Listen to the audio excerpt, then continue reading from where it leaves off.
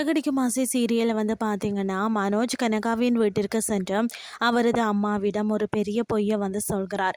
நீங்கள் கொடுத்த பணத்தை ரோஹிணியிடம் கொடுத்துட்டேன். அவளும் விவாகரத்து ஆவணங்களில் கையெழுத்து போட்டு விட்டாள்.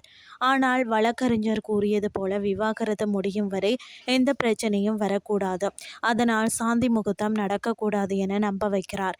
இதை முழுமையாக நம்பிய கனகாவின் அம்மா மனோஜை ஆதரித்து பேசுகிறார்.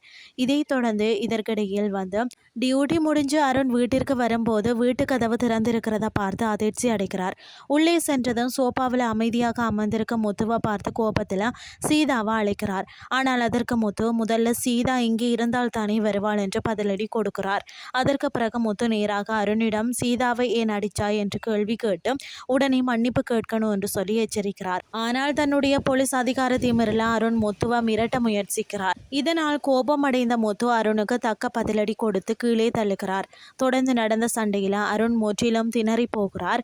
அப்போது அருண், நான் போலீஸ், உன்னை என்ன செய்கிறேன் பாரு என்று மிரட்ட, அதற்கு முத்து, ஒரு டிரைவர் ஒரு போலீஸ்காரனை அடித்தான் என்று ஒரு புகார் கொடுத்தால் அது உனக்கு தான் அவமானம் என்று சொல்லி வாயடைக்க வைக்கிறார்.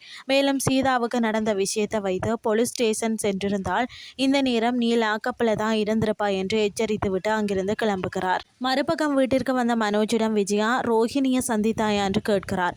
ஆனால் இங்கும் மனோஜை பொய்ய தொடர்கிறார். ரோஹிணியை பார்க்கவே இல்லை, போன் செய்தேன், சுவிட்ச் ஆஃபா வந்தது என சமாளிக்கிறார்.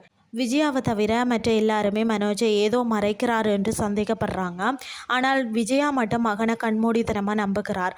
இறுதியில் உண்மையை கண்டுபிடிக்க வேண்டும் என்று முத்து அண்ணாமலையிடம் பேசுகிறார். ஆனால் மனோஜ், இது என்னுடைய தனிப்பட்ட விஷயம், யாரும் இதில் தலையிட வேண்டாம் என்று சொல்லிட்டு அங்கிருந்து வெளியேறுகிறார். இதுதான் இன்றைய நாளுக்கான எபிசோட்.